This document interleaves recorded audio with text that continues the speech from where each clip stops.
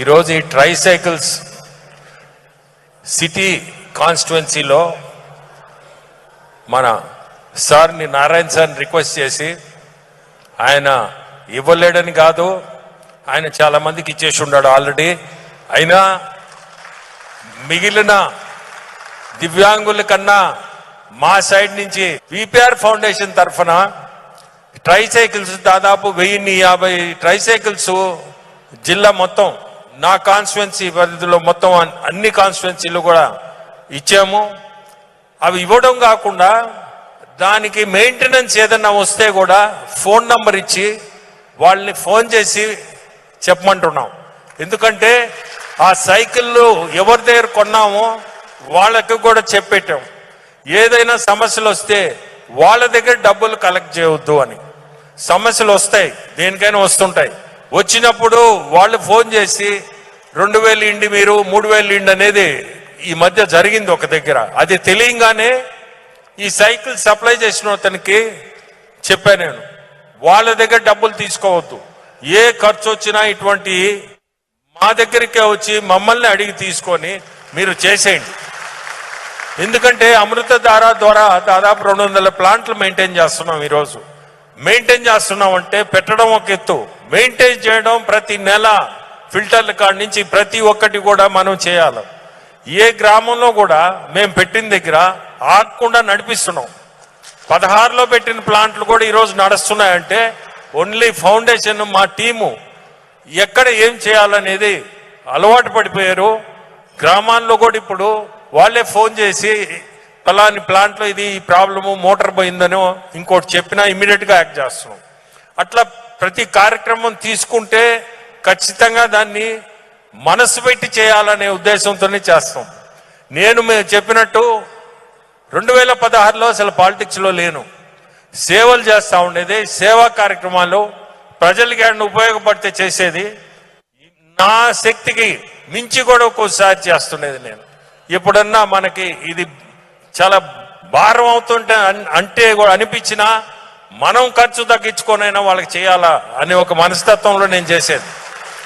అట్టే చేసుకుంటా వచ్చాను. ఈరోజు పేదలకి స్కూల్ పెట్టాం, స్కూల్ కూడా అన్ని ఉచితంగా ఇస్తున్నాం. చాలా సంతోషం అనిపిస్తుంది ఆ స్కూల్కి పోతే. అట్లా రకరకాలుగా చేస్తున్నాం. చాలా చాలా సంతోషంగా ఉంది. ఎందుకంటే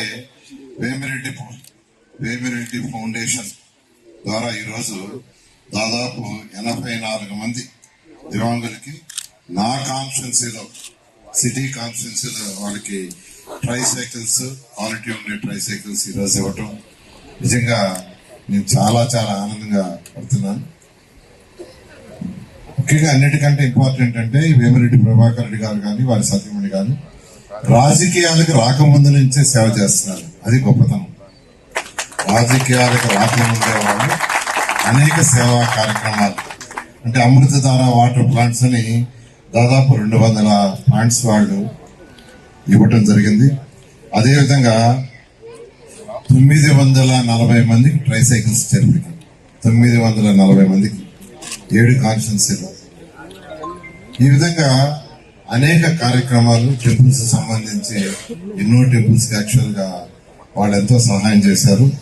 అదేవిధంగా వీరి ఫౌండేషన్ ద్వారా అనేక మందికి కంటి పరీక్షలు చేయించి వాళ్ళకి ఉచితంగా కళ్ళద్దాలు ఇవ్వటం.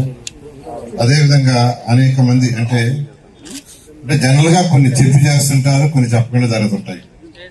నాకు చాలా మంది చెప్పారు, సార్ ఇబ్బంది అని పోతే వేమిరెడ్డి ప్రభాకర్ రెడ్డి గారు కాదనకుండా చేస్తారు.